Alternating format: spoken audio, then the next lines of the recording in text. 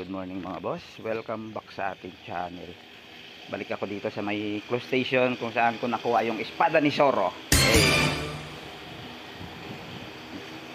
Ay, ayun, espada. Kaso,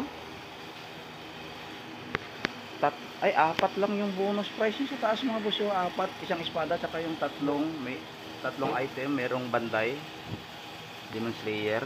Kaso lang medyo maluwag na siya, no? Tsaka medyo awang dyan sa area na yan, no? Tingnan mga boss, no? Malayo. Pag maglaglagan yan, andyan lang muna siya sa harap, hindi siya dito. Hindi gaya nung una na yun, na pag nagdaos-dos, diretso na sa butas. May dalawa pang extra espada rito mga boss, eh. Pero walang number, mukhang nire-reserve pa ng may-ari pag nakuha yun. Ewan ko kaninong espada yan, no? Green yung hawakan niya mga boss, eh. Kulay green. Maganda ng mga bonus price dito mga. Uy, may espada pa uli.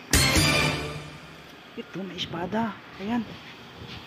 Ilan ang bonus niya sa taas? 2, 4, 5, 5. Uy, mukhang easy win din to, ah. Tingnan niyo mga boss, oh.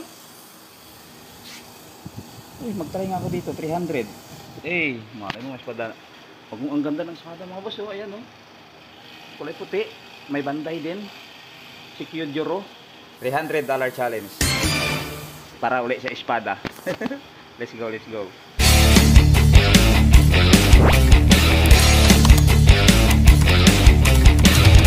Natapos na ako maglaro, no?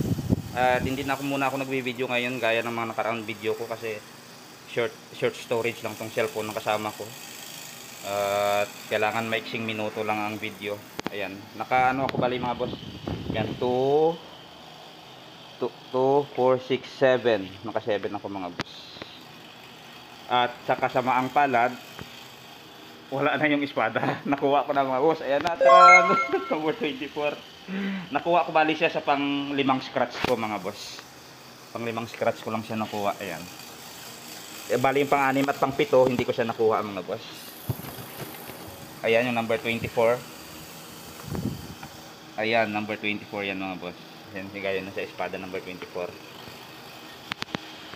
Ayan ang number 24. Di ba? Number 24. Bali, nakapitong item tayo, pero yung 6 sablay. Sayang din yung banday na yun mga boss. Si Kyojuro, ganda sana. Wala eh. At least kahit pa paano nanalo tayo ng isa. Hindi ko alam kung kanino yung espada, no? Parang kay Kyojuro nga yata ito espada. I-search na lang natin para malaman natin. Pero tingin ko sa kanya kasi ito espada. At least 300 natin. Nakuha natin yung espada.